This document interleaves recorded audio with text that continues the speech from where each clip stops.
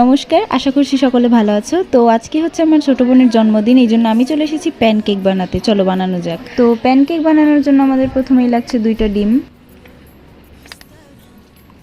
তো এরপর লাগছে পরিমাণ মতো চিনি। অনেকটা চিনি দিয়ে দিছিলাম, যেটা ক্যামেরার সামনে আমি দেখাই নাই। চিনিটা দেওয়ার পর তোমরা একটু পরিমাণ মতন লবণ দিয়ে দিবা। আর এরপর আমি একটু ফুড কালার দিয়ে দিছিলাম। তোমরা চাইলে ভ্যানিলা এসেন্স দিতে পারো, আমার ভ্যানিলা এসেন্স শেষ তাই আমি দিতে পারি নাই। যাই হোক, এরপর 2টা গুঁড়া দুধ জল দিয়ে মিক্স করে নিয়ে আসছি।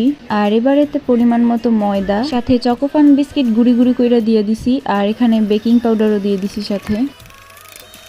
তো আমাদের ব্যাটারটা রেডি হয়ে গেছে। এবার আমরা চুলাতে একটা প্যান দিয়ে দিছি। আর এরপরে ব্যাটারটা এটার উপরে দিয়ে একটা ঢাকনা দিয়ে ঢেকে দিতেছি। তো প্রথমবারেরটা পুইরা গেছিল অ্যান্ড সেকেন্ডবারেরটা ভালো হয়েছে। আর এখন তোমাদেরকে একটা কথা বলি, এখানে যে কয়টা আমি বানাইছি তার মধ্যে অর্ধেকের বেশি পুইরা গেছিল, তাও একবার না পারিলে দেখো শতবার। যাই হোক, শতবার দেখতে দেখতে মানে শতবার পুড়ে ফেলা সেই সবগুলাই আমি চুলার পিঠে বসে খাইয়ে ফেলছি। ভালোই হয়েছে পুইরা গেছিল, নাহলে আমি এগুলো ফ্রিতে পাইতাম না। তো গাইজ, এখন যেটা হবে সেটার জন্য না আমি ওয়েট করছি আর না তোমরা। মানে একটু দেখো কত সুন্দর হয়েছে, এটা আমি বানাইছি, আমার তো বিশ্বাসই হইতেছে না। যাই হোক, এবার আমি একটু জাদু টোনা করে মন্ত্রতন্ত্র পড়তেছি যাতে এইটা অন্তত ভালো হয়।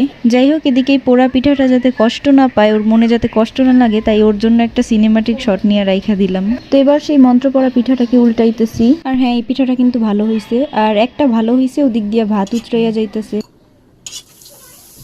আর আমি যখন পুইরা যাওয়া পিঠাটা খাইতেছিলাম, আমার বোন আইসা চাইতেছিল, আর ও খাইয়া আবার বলতেছিল যে ভালো হয় নাই। তো তোমরা দেখলা বোনেদের কিভাবে খাওয়াইতে হয়। ভালো হয়েছে এটা বলতে পারতেছে না, কিন্তু ক্যামেরার বাইরে আবার সেটা নিয়েই যাইতো, তাই আমি ক্যামেরার সামনেই সব প্রকাশ করে দিলাম। যাই হোক, এখানে আমার সব কয়টা পিঠা বানানো শেষ, আর এগুলো আমি উঠে এনেছি। আর নেক্সট কি বানাবো সেটা অবশ্যই বলে যাবা।